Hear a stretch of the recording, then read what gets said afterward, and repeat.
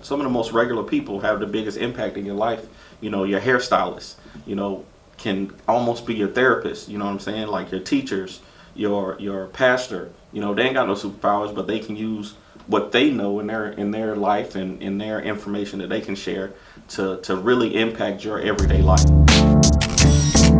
My name is Danny J. Quick. I am the CEO of Fourth Wall Productions. This is my lovely wife, Tiana Quick. She is the co-owner of Fourth Wall Productions and the owner of Gifted Hands of Beauty Hair Salon right next door. Right next door.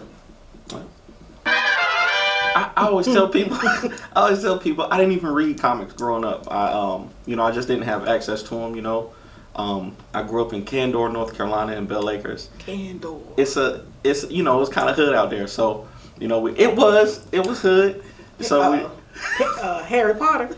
We just didn't have a lot of comic books and stuff like that. But I watched all the cartoons, right? So Spider-Man, Batman, Superman, Ninja Turtles, anything that could come on. And then, when I got into middle school, it was Dragon Ball Z, Sailor Moon, Ronin Warriors and stuff like that. My wife won't admit it, but she's a fan of Sailor Moon too. She like anime too. I watched Sailor Moon. She watched it. And Pokemon. And Pokemon, yeah. Pokemon was super big. But, I always was a writer. I always wanted to write and tell stories and stuff like that. So, it just, seemed like a natural progression to me, just to use that as an opportunity to create and get out what was in my mind. Ace Blade is just a dude who wants to help in his community, man. He's just a dude who, is a masterful fighter.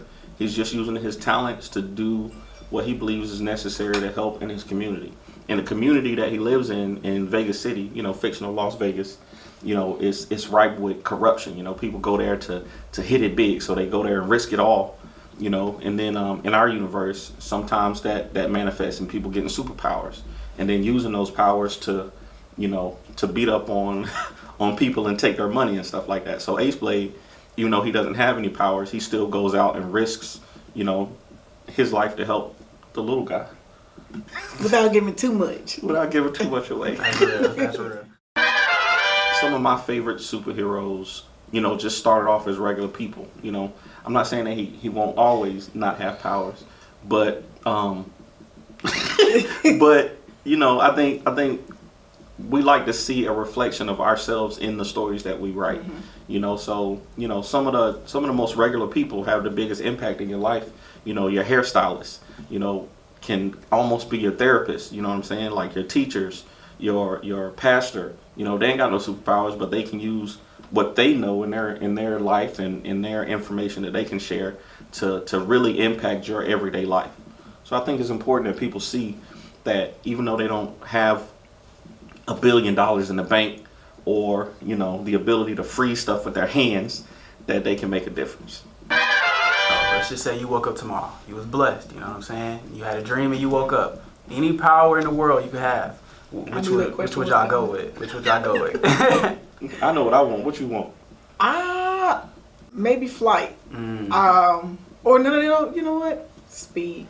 Super speed. She used to run track. She used to run track, so don't say it like that. She just want to be faster than I'm everybody. still fast. Don't get it twisted. She still got some speed. Yeah. And the name fits, right? Yeah. Quick. I'm going with flight though. I always want to fly.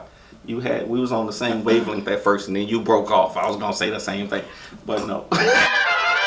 I got rejected by Marvel and DC. So they had this thing called the DC Initiative, or the Milestone Initiative. I'm sorry. Back in November. And they had some 200 applicants, and they were all we're all going to be able to submit our stories, and then have the opportunity to work with Milestone Media, which is a subsidiary of DC Comics. They created all the Milestone characters: Static, Icon, Rocket, Blood Syndicate. They took 10 people, and a lot of people got rejected. But I really thought that I was going to get it. I was ready. I was ready. I had took leave off, from work, for my job for the whole week that we were supposed to be there. And then when I got rejected, it hurt, But then my wife was like, yo, forget that, start your own thing, Everything happens for a reason. And literally the week that that I was supposed to be there, this place became open right next door to my wife's hair salon. I always say, if you ask God for something, He gives it to you.